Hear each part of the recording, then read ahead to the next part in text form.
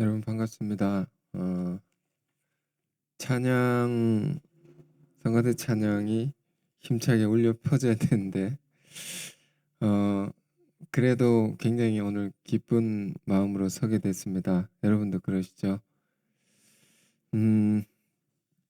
부활하신 주님을 찬양합니다. 오늘 이 부활절인데요. 부활절에 함께 보실 말씀은 마가복음 16장을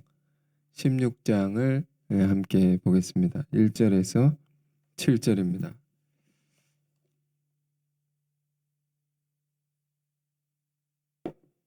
16장 1절에서 7절. 제가 읽겠습니다. 예. 안식일이 지남에 막달라 마리아와 야고보의 어머니 마리아와 또 살로메가 가서 예수께 바르기 위하여 향품을 사다 두었다가 안식 후 첫날 매우 일찍이 해돋을 때에 그 무덤으로 가며 서로 말하되 누가 우리를 위하여 무덤 문에서 돌을 굴려주리요 하더니 눈을 들어본즉 벌써 돌이 굴려져 있는데 그 돌이 심히 크더라. 무덤에 들어가서 흰 옷을 입은 한 청년이 우편에 앉은 것을 보고 놀라매 청년이 이르되 놀라지 말라. 너희가 십자가에 못 박히신 나사렛 예수를 찾는구나. 그가 살아나셨고 여기 계시지 아니하니라. 보라 그를 두었던 곳이니라. 가서 그의 제자들과 베드로에게 이르기를 예수께서 너희보다 먼저 갈릴리로 가시나니 전에 너희에게 말씀하신 대로 너희가 거기서 배우리라 하라 하는지라. 아멘. 너희가 거기서 배우리라, 이런 제목으로 부활절 말씀을 나누겠습니다. 교회 절기상으로 오늘이 이제 부활절인데요. 어떤 교회는 아직 코로나가 안 끝나서 부활절을 연기하는 곳도 있습니다. 부활을 기념하기에는 아마도 이 상황이 또 어렵고 해서 그런 것이 아닌가 생각이 되는데, 근데 여러분 이런 것을 한번 생각해 보길 원합니다. 우리의 믿음이라는 것, 주께서 보이신 믿음이라는 것이 어떤 것입니까? 사순절 때도 우리 계속 묵상해 왔지만 그 죽음 속에서 생명을 말씀하시고 어둠 속에서 빛을 얘기하신 것이고 아무 소망이 없는 자리에서 희망을 말씀하신 것이죠. 믿는 사람들은 믿지 않는 자들과 다르게 다른 세계를 보는 사람들입니다. 히브리서 11장 1절에 믿음은 바라는 것들의 실상이요 보지 못하는 것들의 증거니, 바라는 것은 안 보이는 것이지 않습니까? 근데 그것을 실상처럼 믿음은 보게 한다는 것입니다. 보지 못하는 것들을 분명한 증거로 보게 한다. 증거. 경찰이 수사를 하면 결정적인 증거, 그게 중요하지 않습니까? 그것에 따라 모든 것이 판결되지 않습니까? 아주 확실한 것이다. 믿음은 보이지 않는 것을 그렇게 보게 하는 힘이다. 우리 안에 이런 것이 있는 겁니다. 그러니까 절망 속에 절망할 것이 아니고 또 죽음 속에 죽음만 생각할 것이 아니고 다른 세계를 볼 수 있는 그런 우리가 되어야 할 줄 믿습니다. 부활절에는 여러분 이 믿음이 충만하기를 바랍니다.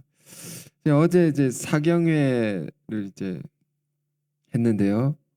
뭐 온라인으로도 참여하셨겠지만 고린도전서 15장 전했었습니다.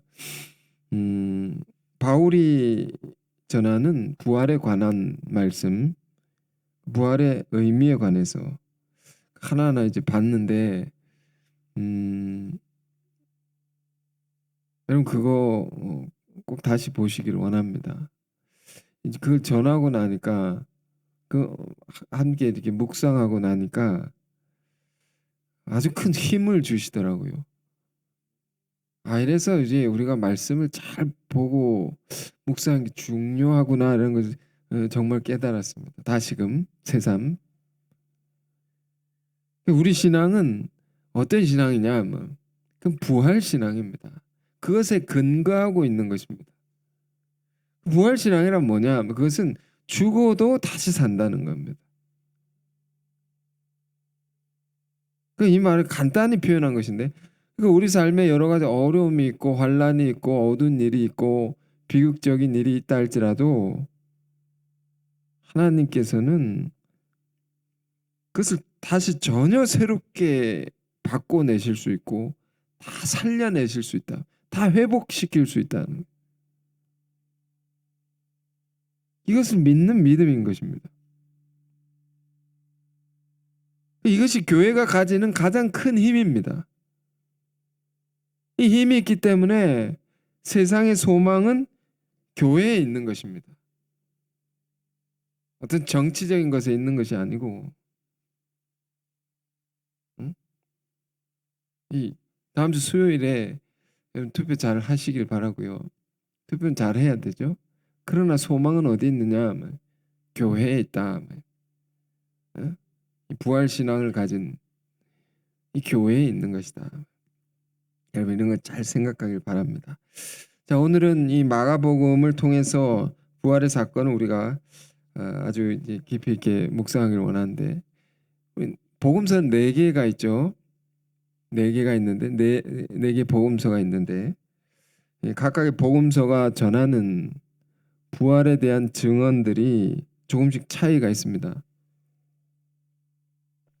같은 사건을 목격하고 그러나 어, 다른 초점의 메시지를 각각 주는 것인데, 이 마가복음에서는 부활의 사건을 어떻게 증거하는 것인가? 어? 예수님 시신이 있어야 할 무덤이 비어 있더라. 이것이 초점이죠. 마가는 이게 뭘 얘기하고자 하는 것인가? 오늘 이것을 묵상하길 원하는데, 자, 이것을 보기에 앞서서 먼저 봐야 될 부분이 있습니다. 오늘 7절까지 읽었는데요. 12절 뒷부분에 한번 보실까요? 12절, 13절.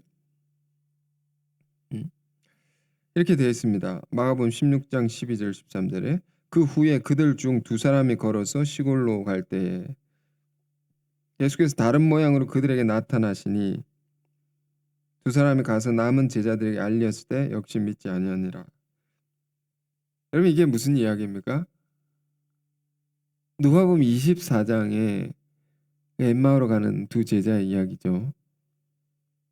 마가복음에는 이 사건을 굉장히 짧게 2줄로 기록했습니다. 마가는 이거보다 이게 더 중요하다는 거죠. 빈 무덤이. 누가는 그걸 더 중요하게 생각했다. 또 누가는요, 여러분 아시다시피 의사 출신이어서 그 기록도 매우 꼼꼼합니다. 매우 분석적이고 논리적이고 또 매우 자세하게 기록해 놨습니다. 그러니까 우리가 복음서, 사복음서를 같은 사건도 다 이렇게 볼 필요가 있죠. 여기 없는 것이 여기 있고 저기 없는 것이 여기 있고, 서로 다 보완이 되는 겁니다. 여기 12절에는 이렇게 되어 있습니다. 2사람이 시골로 걸어갈 때 예수께서 다른 모양으로 그들에게 나타나셨다. 그럼 이게 중요한 대목이죠. 누가복음 24장에는 어떻게 기록되어 있습니까? 그걸 찾아보길 원하는데, 여러분 마가복음 16장 이렇게 해놓으시고 누가복음 24장 이렇게 펼치시길 바랍니다. 누가복음 24장 15절. 이것을 여기서는 어떻게 기록해 놨나? 음? 자, 이렇게 되어 있습니다. 그들이 서로 이야기하며 문의할 때 예수께서 가까이 이르러 그들과 동행하시니 하시나 16절 그들의 눈이 가리워져서 그인 줄 알아보지 못하거늘. 이렇게 되어 있죠. 이게 사실 조금 더 정확한 표현이죠. 예수께서 그 제자들과 동행하셨는데 제자들의 눈이 가리워져서 부활하신 주님을 못 알아봤다는 겁니다. 이 장면 볼 때마다 좀 이상하지 않습니까? 신기하지 않습니까? 어떻게 같이 가는데 못 알아보나 말이에요. 어떻게 그럴 수 있느냐. 같이 가시는데. 그러나 이것이 우리 신앙의 모습인 것입니다. 우리가 늘 이런 모습으로 살아가고 있는 겁니다. 주님이 늘 우리와 함께 하심에도 불구하고 우리는 그것을 알지 못하고 사는 것입니다. 주님이 없는 것처럼 홀로 있는 것처럼 외로워하고 두려워하고 우리는 늘 그렇게 사는 것이죠. 주님이 함께 하시는데도 그 눈이 가리워져 있다라고 했습니다. 아, 이게 눈의 문제구나. 눈은 뭡니까? 지적인 것이고 눈은 뭡니까? 복음서에 많은 질병 사건 중에 맹인이 눈 뜨는 사건. 우린 그것들을 공부하면서 뭐에 대한 것이었습니까? 진리에 대한 것이고 주님의 은혜에 대한 것이고 사랑에 대한 것이고 그 눈이 밝아져야 된다면 이게 닫혀 있는 이게 가리워져 있다는 거, 어두워져 있다는 겁니다. 그 눈이 어떻게 밝아질 수 있느냐? 자, 24장에 누가복음 24장 30절 31절입니다. 그러니까 누가복음이 얼마나 꼼꼼하고 논리적이고 분석적이고 잘 봐야 됩니다. 이렇게 되어 있습니다. 그들과 함께 음식 잡수실 때에 떡을 가지사 축사하시고 떼어 그들에게 주시니 그들의 눈이 밝아져 그인 줄 알아보더니 예수는 그들에게 보이지 아니하시는지라. 이렇게 되어 있습니다. 네? 언제 눈 떠졌다고요? 그들 떡을 떼어서 주실 때에. 유대인들의 식사 방식이 그렇죠. 여기 아버지가 있으면 떼어가지고 이제 자식들에게 나눠줍니다. 떡을 떼가지고 그리고 식사를 합니다.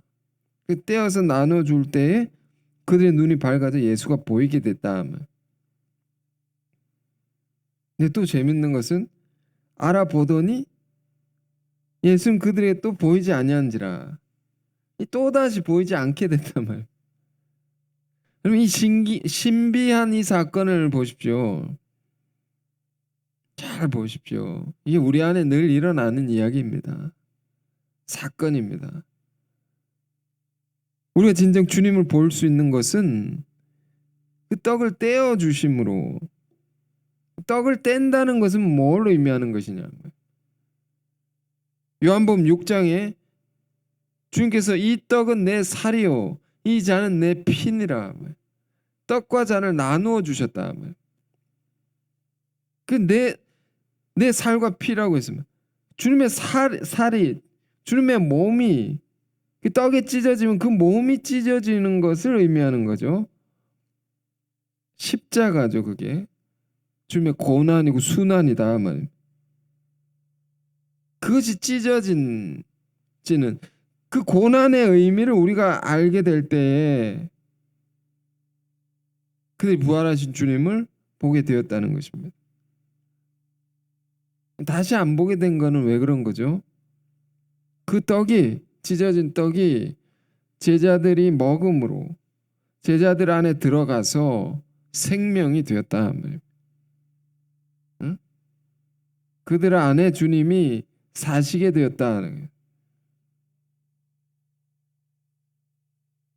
여러분, 주님의 십자가는 뭡니까? 우리는 사순절 내내 묵상했지만 십자가 그 사건 그 자체로 볼 때 그 끔찍한 처형인 것이죠. 죽음입니다. 죽음. 장례식장의 그 분위기를 생각해 보십시오. 여러분 가까운 지인이 죽었던 그 경험을 떠올려 보십시오. 그건 지극히 어두운 것입니다. 죽음은 그런 것입니다. 근데 주님의 죽음은 뭐냐 말. 복음서 기자가 말하고 싶은 것은 그 죽음은 단순한 죽음이 아니었다라는 겁니다. 우리 신앙이 그렇습니다. 죽음을 바라보는 그 눈이라고 있습니다. 눈. 그 시각이라는 것이 죽음을 죽음으로만 바라볼 때, 그 피상적으로, 그 현상적인 것만 바라볼 때, 우리 신앙은 위기에 처한다. 우리 신앙은 엠마오로 가는 이 두 제자들의 모습과 같아진다는 거죠. 그리고 말씀을 공부할 때도 그런 것이죠. 말씀은 문자로 기록되어 있습니다. 근데 그 문자가 담고 있는 이면의 깊은 의미, 그걸 성경 뭐라고 하냐면 영이라고 합니다. 영. 그것을 보지 않을 때 우리 신앙이 얼마나 이렇게 메말라지고 건조해집니까? 우리 신앙이 얼마나 뿐만 아니라 위기에 처하게 됩니까? 그 엠마오로 가는 두 제자의 이야기가, 엠마오가 어딥니까? 자기 고향입니다. 고향을 떠나서 본토 친척 아버지를 떠나서 아버지 하나님의 나라와 그 뜻을 위해서 떠나서는 왔는데 다시 돌아가는 거죠. 왜? 십자가 죽음이 실패라고 생각했기 때문에. 예수가 죽었으니 모든 것은 끝났다라고. 그들 안에 절망과 슬픔과 어둠이 가득 차서 이전의 삶으로 돌아간 것입니다. 돌아가는 길에 그 도상에 그 순간에 주님 그들과 함께 계시다 말입니다. 우리도 얼마나 똑같은 모양의 삶을 우리가 살아가는가 말이에요. 얼마나 우리가 믿는 자들이라 하지만 주님이 십자가를 제자들이 목격한 경험한 것처럼 우리 안에 직접 간접적으로 이런 어두운 일들이 우리 안에 올 수 있습니다. 이런 어려움이 올 수 있습니다. 그러나 그 어려움으로만 우리가 바라볼 때 그 안에 담겨 있는 깊은 뜻을 우리가 바라보지 못할 때에 우린 절망하게 되는 겁니다. 우린 무너지게 되는 겁니다. 우린 예수 없는 이전의 삶으로 돌아가게 되는 겁니다. 그러나 그 순간에 주님은 우리와 함께 하셔서 끊임없이 가르치십니다. 뭘? 네가 들은 말씀을 생각해 보라고. 말씀으로 계속 24장을 보시면 그렇죠. 가는 길 동행하시면서 계속 말씀을 가르치십니다. 우리가 이제 말씀을 늘 상고하는 것, 상기하고 다시 생각하고 그걸 묵상하는 일이 얼마나 중요한가 말이에요. 계속 가르치십니다. 그럼 뭘 가르치셨을까요? 예수님의 죽음의 의미, 그 죽음이 뭐냐 말이에요. 그냥 죽음이 아니다라는 걸 가르치시는 거죠. 예수의 죽음의 의미에 관해서. 그래서 누가복음 24장 27절을 보십시오. 이렇게 기록되어 있습니다. 이에 모세와 모든 선지자의 글로 시작하여 모든 성경에 쓴 바 자기에 관한 것을 자세히 설명하시니라. 지금 동행하시는데 주님을 알아보지 못하는 제자들에게 모세와 선지자의 글, 모세의 글은 뭡니까? 율법에 관한 것이죠. 선지자의 글은 뭡니까? 예언의 말씀이죠. 이걸 가지고 자기에 관한 것, 뭡니까? 죽음에 관한 것입니다. 십자가에 대한 겁니다. 그것의 의미를 설명하셨다. 자꾸 말씀으로. 무슨 글이었을까요? 응? 십자가에 대한 율법과 예언의 많은 말씀들이 있지만 우리가 이렇게 구약의 성경을 이렇게 다 들여다보면 두 가지를 생각할 수 있습니다. 레위기 16장의 말씀과 이사야서 53장의 말씀입니다. 이게 율법과 예언입니다. 레위기 16장에는 어떤 율법이 있습니까? 율법 중에 16장에는 속죄일의 규례에 관한 율법입니다. 속죄일에는 이렇게 해라. 이런 법입니다. 그 내용이 무엇인가 하니 양과 양 염소 같은 과니까요. 같은 종류로 보는 겁니다. 가지고 와서 그 머리에 안수를 합니다. 안수라는 것은 이게 옮겨지는 것이죠. 왜 안수? 백성들의 그 속죄일이니까요. 속죄일에 다 백성들의 죄를 다 이렇게 염소에게 양에게 이렇게 다 전가시킨다. 옮긴다면 내 죄를. 그럼 그것을 걸머쥐고 그 양은 어디로 갑니까? 성문 밖에 광야로 내보내집니다. 응? 그러면 그 염소, 그 내보낸 염소, 그 스케이프고트라고 하죠. 영어로. 흔히 우리가 아는 말로 속죄 양이라고 하는 거죠. 그럼 그 성문 밖에 나간 속죄 양은 사람 맹수들에게 물어뜯겨 피 흘리면 처절하게 죽는 겁니다. 이 속죄일의 규례 율법이었단 말이에요. 이사야 53장은 뭡니까? 고난의 종에 대한 예언이죠. 예수님이 탄생하시기 전에 했던 예언입니다. 우리 너무 잘 알고 있어서 전후 관계를 우리가 잘 모르지만 그 전에 오시기도 전에 했던 예언입니다. 그 예언이 무슨 예언인고 했더니 그가 찔림은 우리의 허물을 인함이요 그가 상함은 우리의 죄악을 인함이라. 사도행전 8장에 보면 이디오피아 내시가 이걸 궁금해했었죠.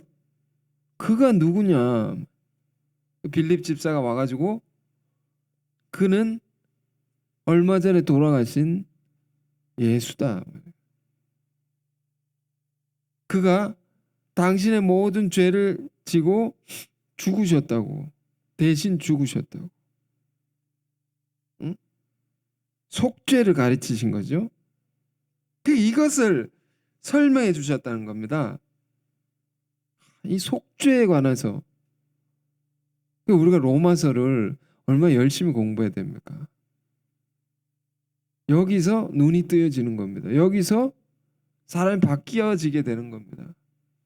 여기서 주님을 만나게 되는 겁니다. 그래서 그 말씀을 계속 듣는 엠마오로 간 두 제자가 이 말씀을 계속 듣는 거죠. 들으면서 죽음은 죽음이 아니구나. 예수의 죽음은 그것은 우리 죄를 대신 지고 간 죽으신 희생이었구나라는 겁니다. 희생이다 말이에요. 사랑이었구나라는 거예요. 이게 사랑이구나. 이 깨달음이 그들 안에 일어난 것입니다. 그 사랑을 안 자들 안에 놀라운 변화가 일어난 것입니다. 그런 사건을 지금 얘기해 놓고 있는 거죠. 그 찢어진 떡이 그들 안에 들어와서 그들 새로운 생명이 되었다는 겁니다. 사랑에 눈뜬 생명. 이것이 부활의 사건의 핵심인 것입니다. 그러니까 사랑을 아는 것이죠. 사랑을 아는 거. 부활절에는 사랑을 아는 겁니다. 언젠가 제가 하도 많이 얘기했지만 이 얘기 한 번 더 하고 싶습니다. 제가 미국에 이렇게 갈 때 비자 잘 안 돼. 어떻게 하다가 하여튼 비행기를 타고 미국에 갔으면 도착했는데 거기서 거부가 돼가지고 붙잡혀가지고 온갖 신문을 당하다가 고초를 당하다가 거부돼서 돌아왔습니다. 어찌나 서러운지, 어찌나 눈물이 나든지, 어? 피곤한 것도 다 잊을 정도로 계속 울면서 왔는데, 그 왔는데 어떤 분이 위로해주지 않으시고 한마디를 뚝 던지시고 가셨습니다. 네가 선교사의 세계를 알겠느냐? 이 한마디 뻥 충격을 받았습니다.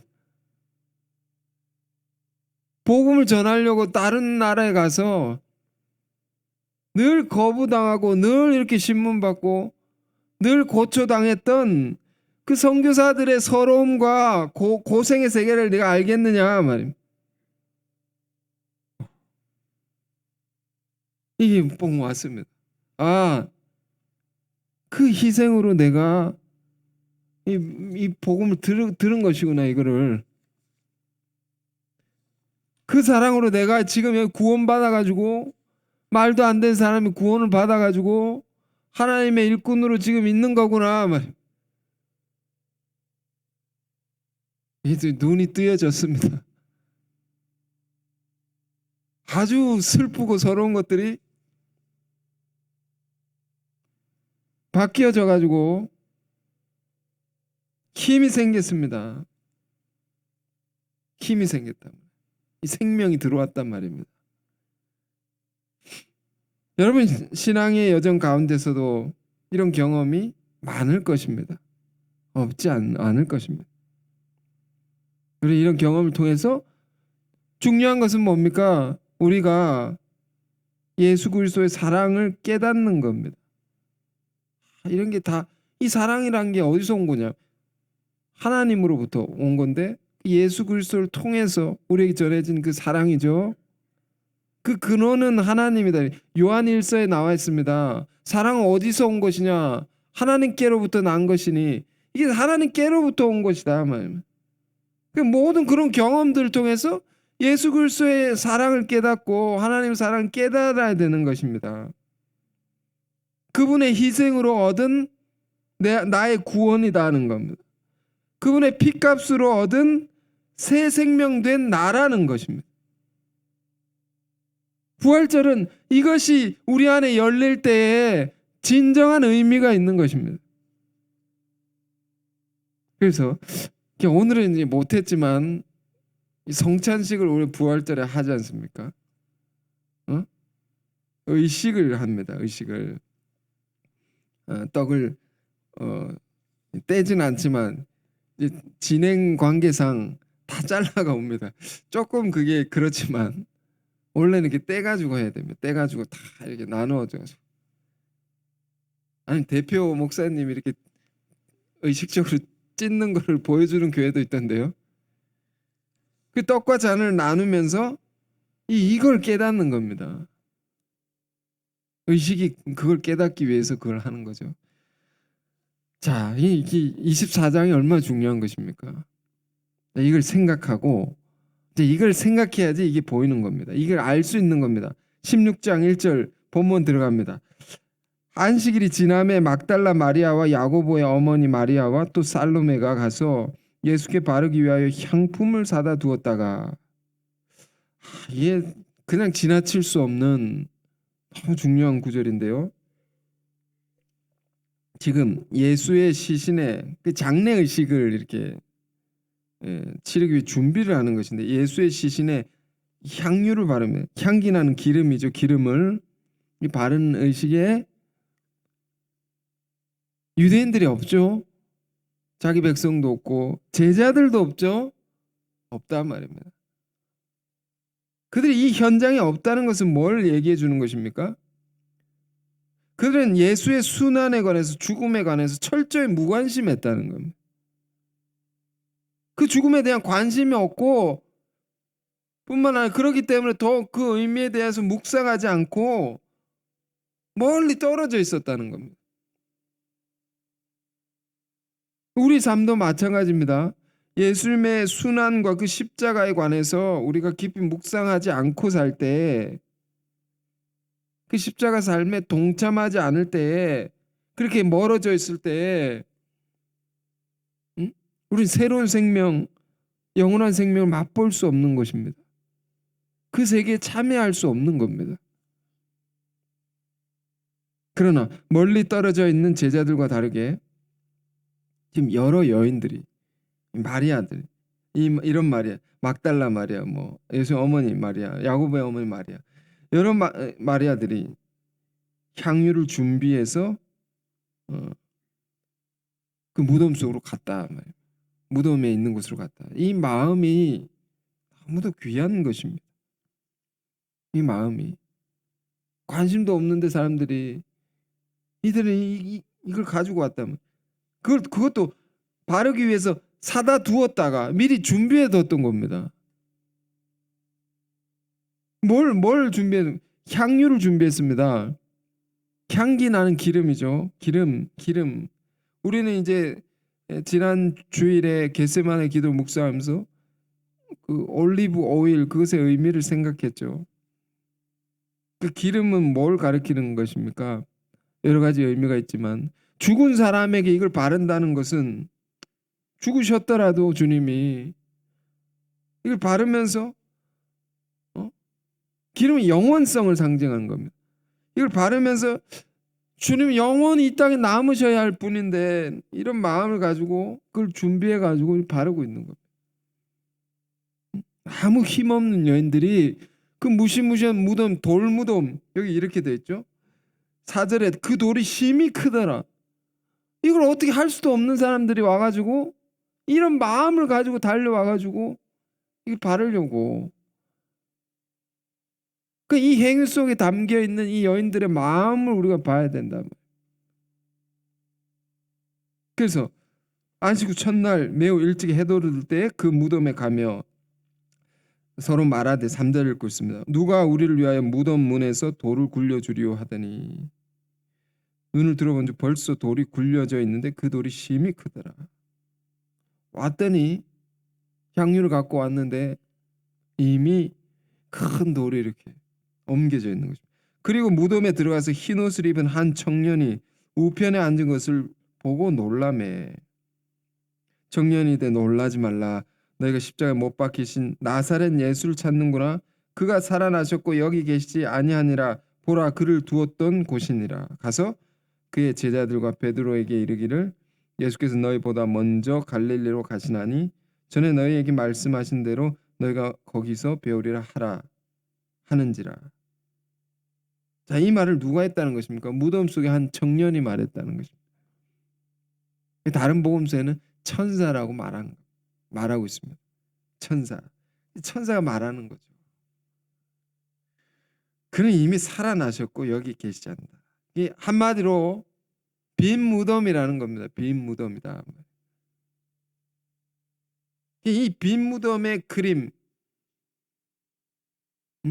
이걸 통해서 우리에게 말하려는 영적인 메시지가 뭡니까? 이게 마가라는 이 기자를 통해서 이 그림을 가지고 전하려는 부활의 메시지는 뭡니까? 무덤 죽음이라고 했습니다. 죽음. 다 죽는다 말이에요. 인간들 다 죽음에 갇히게 되고 모든 것이 끝인 겁니다. 이것이 우리가 다 실감을 못하는데 다시 이렇게 여러분 연상해 보길 원합니다. 여러분 지인이 죽었단 말이에요. 내가 사랑하는 사람이 죽었단 말이에요. 그 분위기를 생각해 보십시오. 그 장례식장을 생각해 보십시오. 끝인 것입니다. 다 끝난 것입니다. 아무리 힘 있는 자도 그 죽음 앞엔 다 무력해지고 침묵하게 되고 다 그 죽음의 그 노예가 될 수밖에 없는, 그 무거움에 사로잡힐 수밖에 없는, 그 죽음은 마치 쇠사슬과 같은 것입니다. 딱 묶어버리고 닫아버리고. 그런데 예수는 뭘 얘기하는 것입니까? 예수는 죽음에 갇히지 아니하시고 그걸 깼단 말입니다. 그 힘을 깨버리고 사망 권세를 예수께서 깨버렸다. 뭘로? 사랑의 능력입니다. 그 사랑이 죽음을 이겼다. 그 사랑이 죽음을 삼켰다. 꿀꺽 삼켰다. 이게 어제 사경회 때 본 말씀 중에 고린도전서 15장에 있는, 이건 또 이사의 예언을 또 바울이 이렇게 인용한 것인데 15장 한번 다시 보실까요? 조금 그 부분 좀 보고 마칠까 합니다. 15장 54절에 부활의 장에서 바울이 이렇게 말했습니다. 이 썩을 것이 썩지 아니할 것을 아니함을 입고 이 죽을 것이 죽지 아니함을 입을 때에는 사망을 삼키고 이기리라 고 기록된 말씀이 이루어지리라. 사망이 삼켜진다.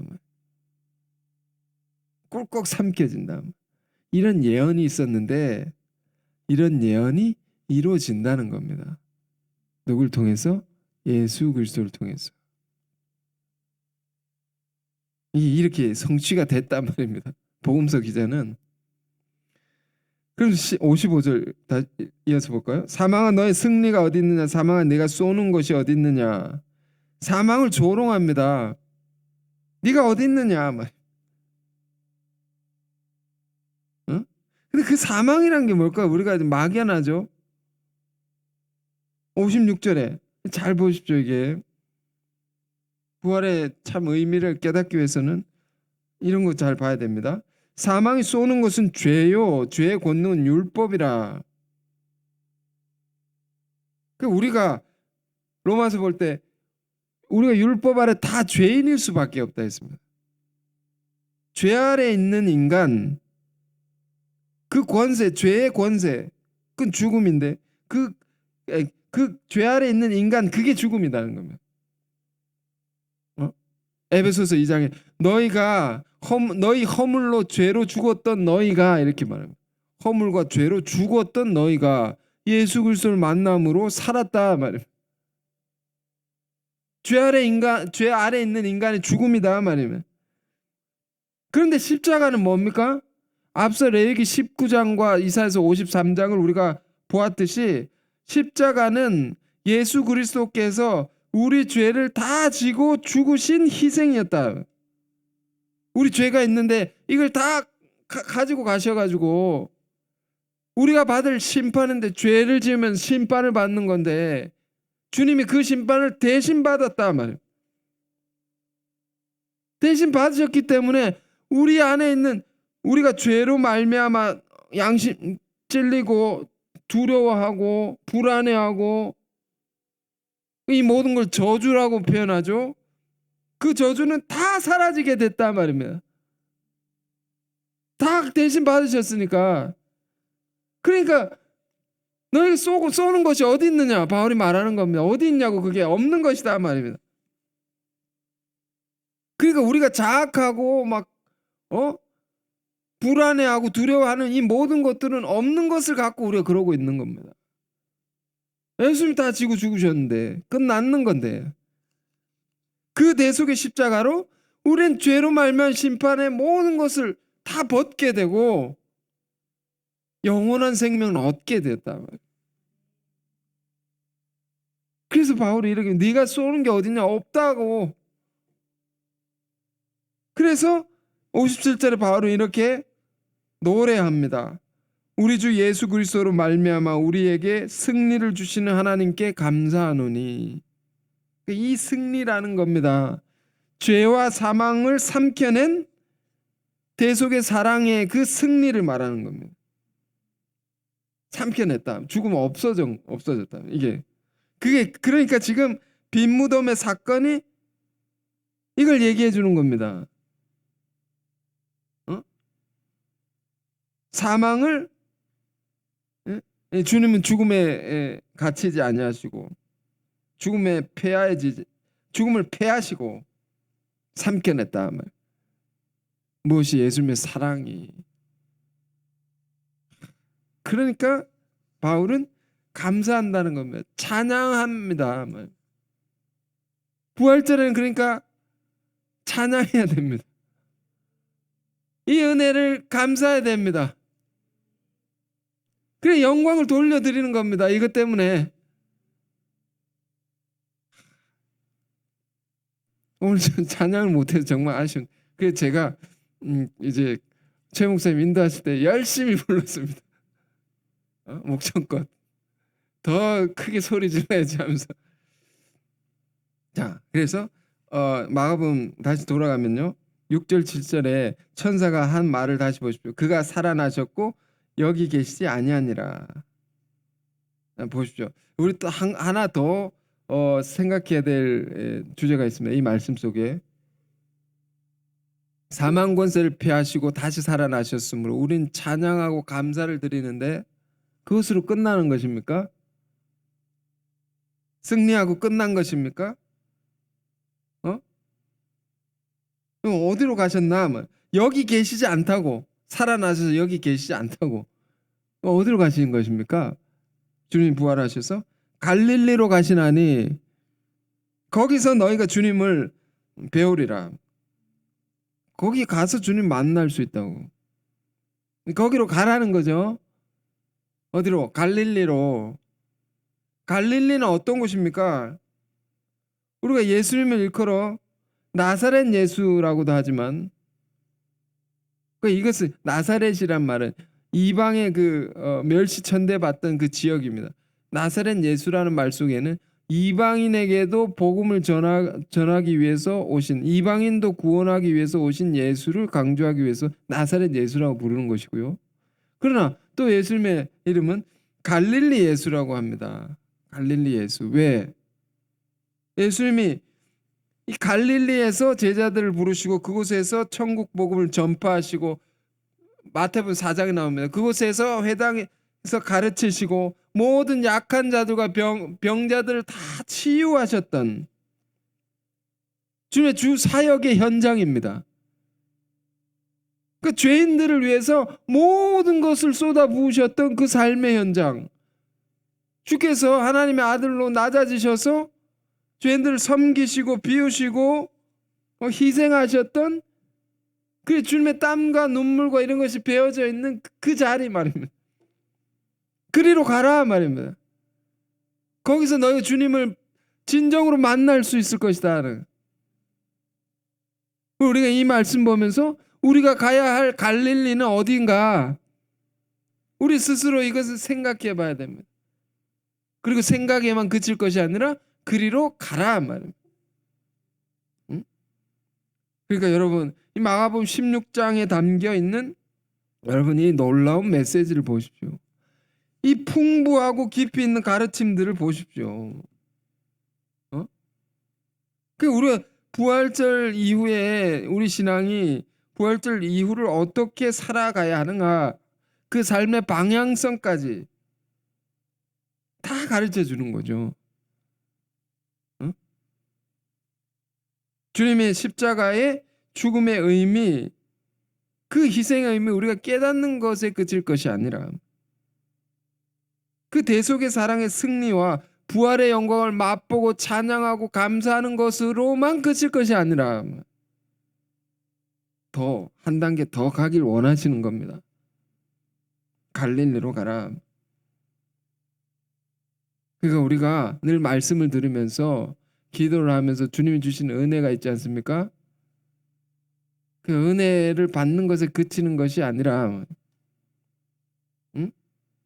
감격하는 것에 그치는 것이 아니라 뭡니까? 주님이 사셨던 그 삶을 쫓아가야 된다 말.